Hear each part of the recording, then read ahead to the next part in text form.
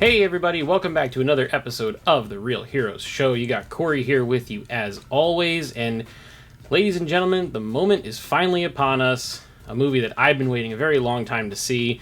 Didn't get the chance to see it in theaters. Doing a 4K review on it today. That is A Quiet Place Part 2. Very, very excited here. We will be doing this video, which is a 4K review. There will also be a movie review that we're going to be doing on the channel that Nick will join me for. So you won't get too many spoilers out of this one. Very, very light on the spoilers.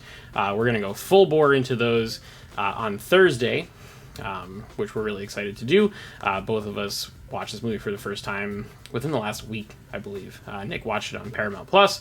I checked it out on this disc, obviously, which we're going to get into right now. So from a packaging standpoint, you get a slipcover disc right here. Kind of weird, they put a Rotten Tomatoes certified fresh logo on here, and it's not a sticker. It's actually part of the slipcover, which is a little odd, and it's not on the actual case for the disc, which is certainly interesting. But in here you've got the 4K disc, standard Blu-ray, and a slip for digital downloads, so pretty straightforward. There is also a steelbook that you can get from Best Buy, which I think it's about $5 or $6 extra from just the standard 4K disc. Getting into the tech specs on this one, obviously it's a 2021 release, brand new, one of the first movies that came back into theaters as the pandemic started to trail off a little bit. Dolby Vision and HDR10, so depending on what type of device you're using for your 4K discs and what type of display you're looking at, you'll either get one of those two. 239:1 original aspect ratio, which is what was shown in the theater, and Dolby Atmos, which, boy, can't wait to get into that. So talk about video first. To me, this film is a step up visually from its predecessor. I think that it has considerably more budget, so it is quite a bit prettier. The visual effects are a little bit better, but just the cinematography and the way they cross-cut a lot of stuff and the way they use visual, language to tell the story and build tension and all that stuff is really beautiful. It has a very filmic look. I'm not entirely sure if it was shot on film or digital, but it has a nice layer of grain. There are a lot of scenes that are in very low lit conditions, so you are going to get that kind of filmic look to it. A lot of stuff in this is shot during those golden hours, so sunset, sunrise, the blue hour that comes before and after those. Really just beautiful. A lot of detail everywhere. Like, everybody's dirty in these movies, whether it's hands, feet, faces, whatever. There's dirt everywhere, and all that texture really builds up, and you see it all in the 4K presentation. It's really beautiful. The Dolby Vision does a terrific job with color. Obviously, in a lot of these darker environments that are lit by candles, there's a lot of one color palette across the screen, so whenever you do get a splash of color, it really pops, and it looks really terrific. There's a ton of detail in the shadows. Highlights are bright. Everything just looks really good. I thought it was excellent. So for the video on this one, I'm gonna go with an 8 out of 10. It wasn't perfect, but for what it was, it really looked great, and I thought it was a clear improvement over the original Quiet Place, which is fantastic. So moving on to audio, boy, oh boy, this one, oh yeah, this is a good one. So obviously, if you've seen the first one, you know that there are creatures, and these creatures can only attack when they hear something. They're blind, so they can't see something and attack. They have to get an oral cue in order to make their move. So everything in this film is all about atmosphere, and the entire atmosphere of the movie is created by the audio. So whether you're out in a forest and it's all ambient noises like crickets or birds or leaves or the trees blowing in the wind, you really get sucked into all that.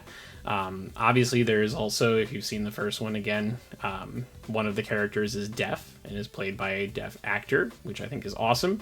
They do some really, really neat audio stuff when things switch to her perspective, where it kind of feels like a vacuum that just kind of sucks all the sound out, and you're there sitting on the edge of your seat during all of these moments because it's so foreign to what we're used to. And then they have these really clever ways that the sound transitions back into what we're used to as most non-deaf people, moviegoers are used to seeing, which is great. And then the creatures themselves, the soundtrack has a very wide dynamic range because it goes from pure silence to extremely loud creature attacks, and it doesn't let up when they attack. It hits your speakers hard, hits your subwoofers hard. There's a lot of LFE in this, and it's really, really excellent. It's really well done. And then also surround engagement with the creatures. There are a few scenes in this, and I won't talk about spoilers to give anything away, but the way the audio is designed is that the creatures are moving around you, and as they're going from your left to your center to your right to your rear surround to your other rear surround and back, and so on and so forth. And it really it creeps you out, and it adds to the tension and the scariness, which is awesome. And when those jump scares do hit, they hit hard.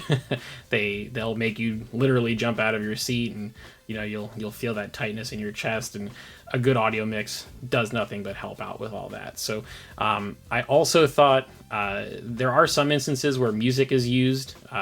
It's mostly used to break the tension from the silence during like scene transitions or when they're establishing new stuff. But it was very good. The orchestral score filled up the speakers. Nice low end from the lower strings. I thought that was great. And then in a movie like this, there's not a terrible ton of dialogue compared to other films because they can't make noise, but they find clever ways to be in places where they can talk to each other. And then whenever they did, the dialogue was crystal clear. I had no issues hearing anything or anything getting buried in the rest of the soundtrack. So for me on this one, I'm going 9 out of 10. I thought it was very good.